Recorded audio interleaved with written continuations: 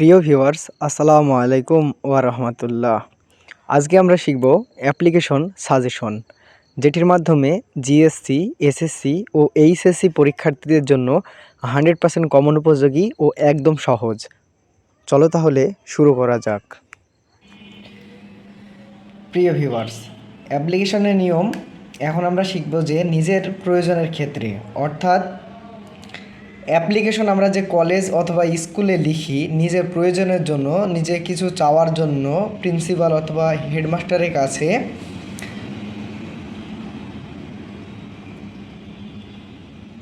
তো সেটাই আমরা লিখব। মাত্র একটা নিয়ম মুখস্থ করার মাধ্যমে বা একটা নিয়ম আয়ত্ত করার মাধ্যমে তোমরা অনেকগুলো অ্যাপ্লিকেশন লিখতে পারবে, শুধুমাত্র এই নিয়মটা যদি তোমরা আয়ত্ত করতে পারো। তো এই নিয়মটার স্টেপ টোটাল 3টা। তো 3টে স্টেপ আমি তোমাদের খুব সুন্দর করে শিখিয়ে দেব। তোমরা এটা মনোযোগ দিয়ে খাতায় নোট করে লেখো এবং বোঝার চেষ্টা করো। তো অ্যাপ্লিকেশনের নিয়ম লেখার প্রথম স্টেপ হচ্ছে, প্রথমেই লিখতে হবে যে অ্যাপ্লিকেশন লেখার তারিখ। অ্যাপ্লিকেশনটা আসলে কোন ডেটে লেখা হচ্ছে সেই অ্যাপ্লিকেশন লেখার তারিখটা লিখতে হবে। তুমি যদি স্কুলে পড়ো তাহলে লিখতে হবে দ্য হেডমাস্টার, এবং তুমি যদি কলেজে পড়ো তাহলে লিখতে হবে দ্য প্রিন্সিপাল। প্রশ্ন অনুযায়ী স্কুল বা কলেজের নাম, প্রশ্নতে যদি স্কুল কলেজের নাম উল্লেখ থাকে তাহলে সেক্ষেত্রে প্রশ্ন অনুযায়ী স্কুল কলেজের নাম লিখতে হবে, এবং প্রশ্নতে উল্লেখ যদি না থাকে তাহলে তুমি যে স্কুল বা যে কলেজে পড়ো সেটা লিখতে হবে, এবং সেই ঠিকানাটাও লিখতে হবে। যদি আমি এখন লিখি আমার কলেজের নাম, তাহলে মেহেরপুর গভর্নমেন্ট কলেজ, তারপরে ঠিকানা কি মেহেরপুর, এভাবে তোমরা লিখতে পারো।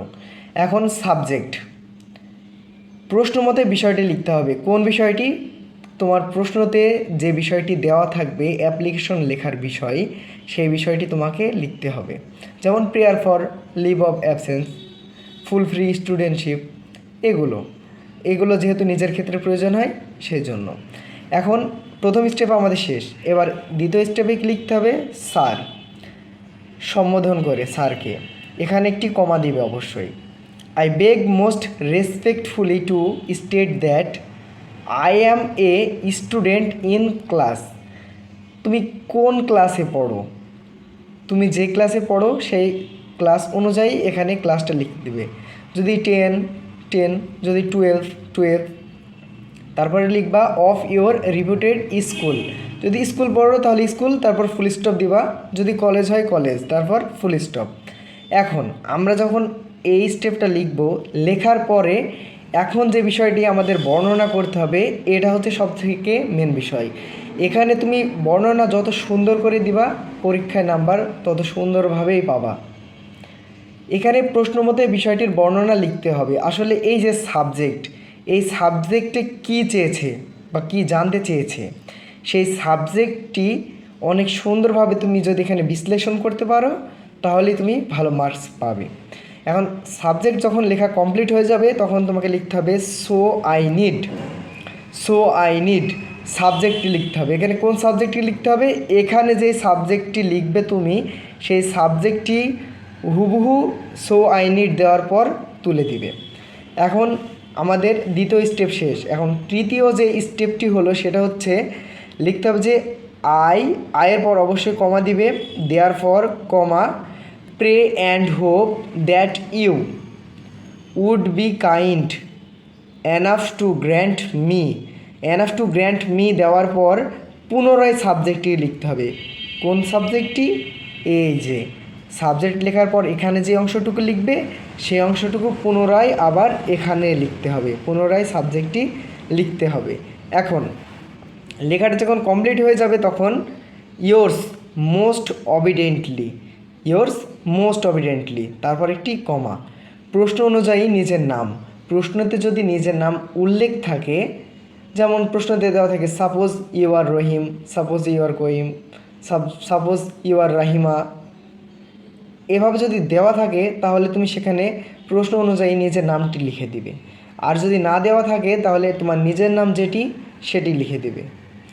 তারপর যদি এখানে তোমার রোলটি বর্ণনা করতে পারো অর্থাৎ লিখতে পারো সেক্ষেত্রে আরও ভালো, এখানে রোলটি লিখবা। তারপর নিচে লিখে দেবা স্কুল বা কলেজের নাম। তুমি যে স্কুলে পড়ো সেই স্কুলের নাম লিখবা, এবং তুমি যদি কলেজে পড়ো তাহলে সেই কলেজটির নাম লিখবা।